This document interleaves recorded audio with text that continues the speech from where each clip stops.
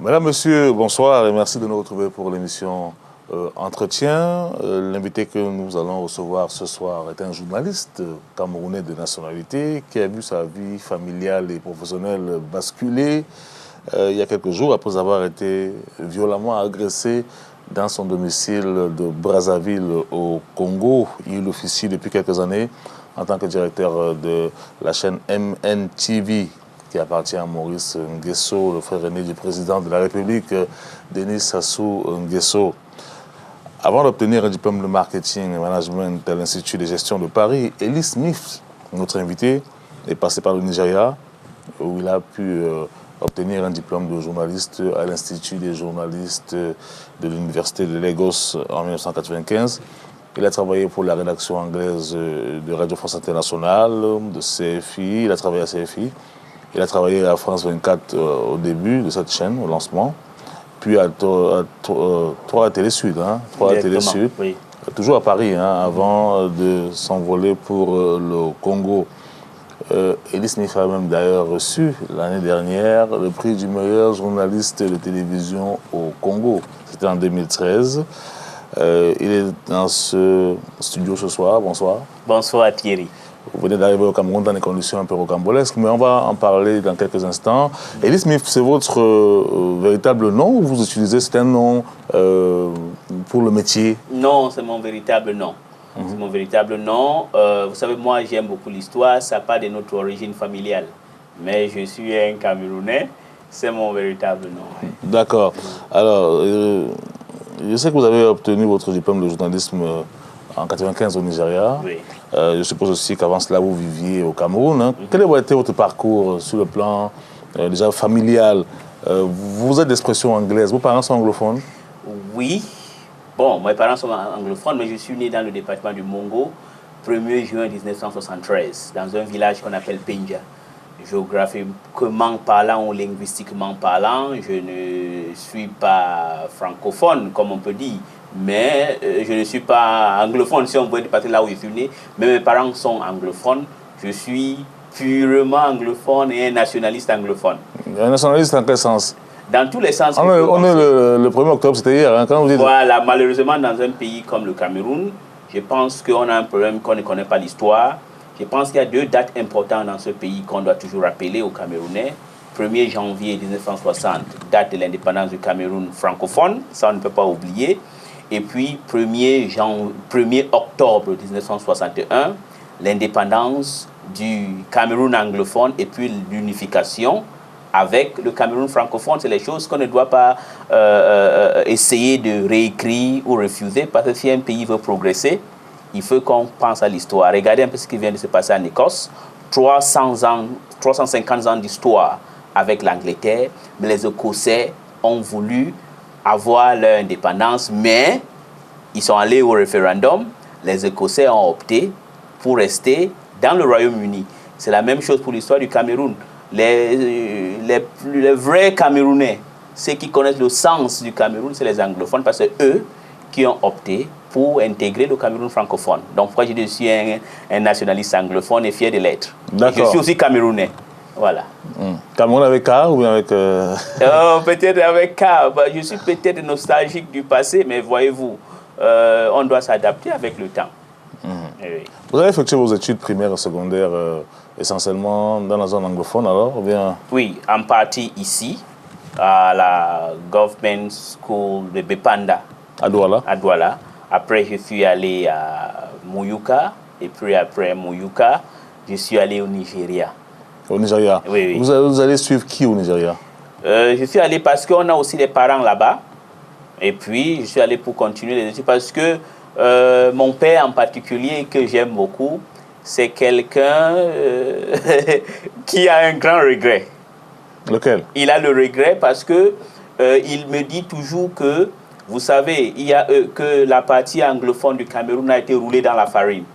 Voilà, c'est ce qu'il me dit toujours. Et je lui comprends, parce que si vous regardez bien l'histoire de ce pays, il y a des choses, et c'est malheureux parce que à l'extérieur, le Cameroun a un grand atout, un pays bilingue, mais quand vous êtes par exemple au Congo, beaucoup de gens croient que c'est un pays francophone, parce que le gouvernement camerounais ne fait pas un effort de faire la promotion de ce biculturalisme. Ouais. Et puis, deuxièmement, mon papa, il a voulu que j'y parte parce que c'était plus facile pour y fréquenter. Et puis, comme moi, je voulais être toujours journaliste. Donc, depuis l'enfance, vous avez souhaité être journaliste? Oui, je pense l'année où j'ai commencé à vouloir être journaliste, c'est en 83. Je ne peux jamais oublier ça. J'avais 10 ans.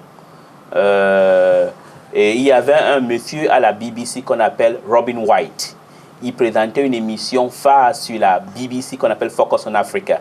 Aujourd'hui, vous voyez que sur Focus on Africa, les présentateurs changent. À l'époque, c'était toujours la même personne. Robin White. Vous voyez, la BBC m'a beaucoup influencé. Il y a ce problème de Robin White. Il y a aussi un monsieur qu'on appelle Timothy Sebastian. Il présentait une émission qu'on appelle Hard Talk.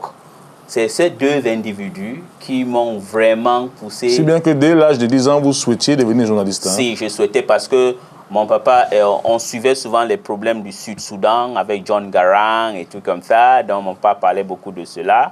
Et puis moi, j'ai toujours voulu que je voudrais être comme Robin White, qui faisait les reportages et les interviews avec John Garang, avec d'autres nationalistes sud-soudanaises et d'autres personnalités en Afrique anglophone. Vous êtes allé au Nigeria, vous êtes allé vivre dans votre famille là-bas. Dans quel état?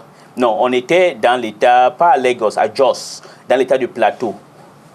D'abord, c'était à Enugu, et puis je suis allé dans l'état du Plateau à Jos. Jos était très calme, c'est pas ce qu'elle est devenue aujourd'hui, où il y a les chrétiens, les musulmans qui se battent. Oui. Oui. Donc ça, c'est au niveau du secondaire. Hein? Secondaire jusqu'à l'université. Jusqu'à l'université. J'ai fait l'Institute of Mass Communication Technologies de l'université de Jos. Dans le but de devenir journaliste, bien sûr. Exactement, parce que je trouve que le journalisme anglophone, je ne veux pas être chauvin, c'est les très bons journalistes. Ils sont plus ouverts, ils ont la capacité d'aller au plus fin fond des choses, peut-être plus que les francophones. C'est ce que je pense. Hein. Et puis, en restant en France, j'ai tout compris. Parce que vous voyez, un journaliste français et un journaliste britannique ou américain, c'est la nuit et le jour. Oui. Vous allez nous expliquer ça tout à l'heure.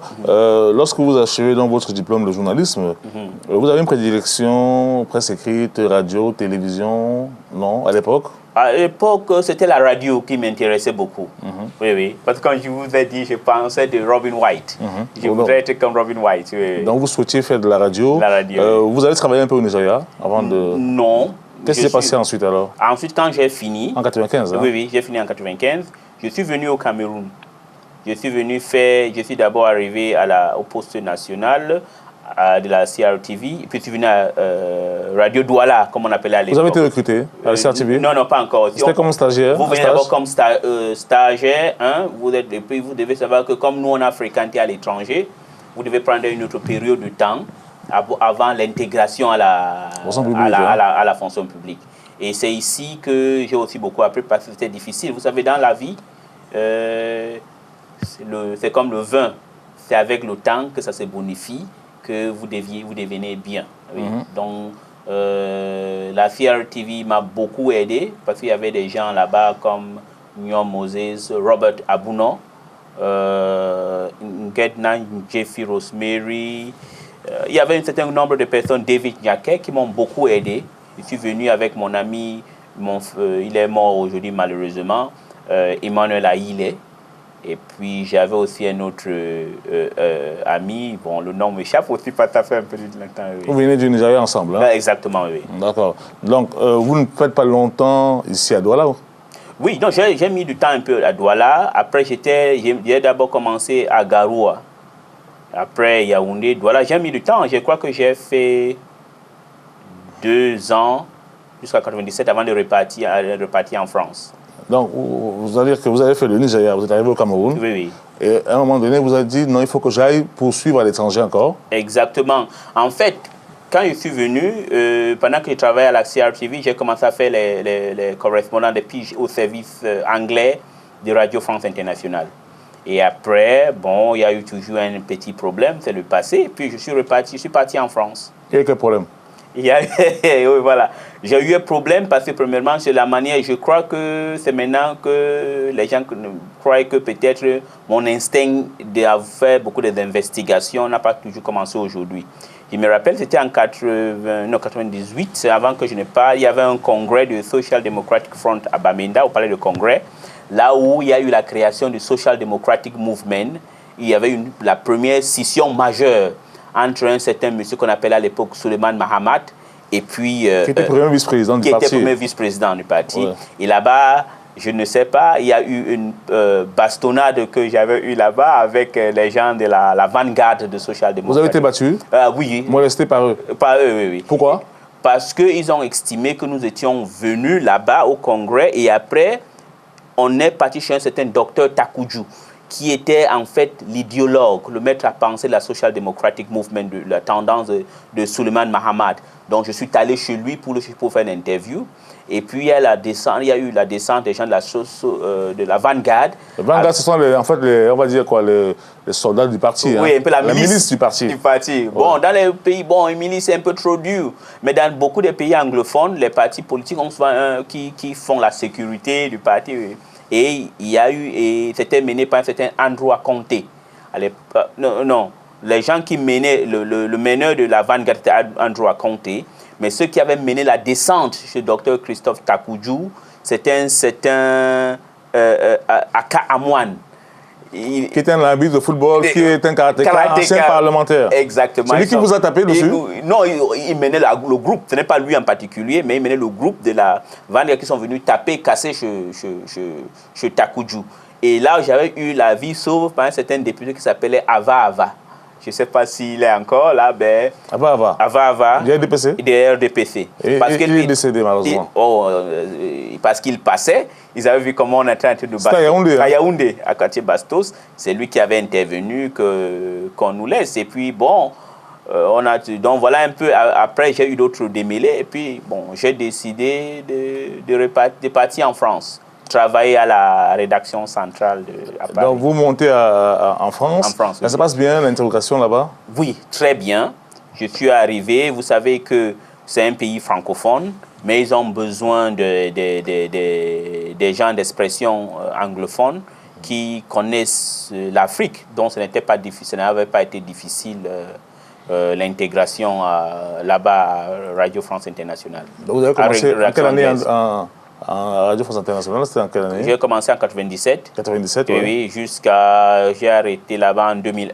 En 2001, vous avez passé 4 ans à la rédaction anglaise. Voilà, oui. Qu'est-ce que vous faites ensuite?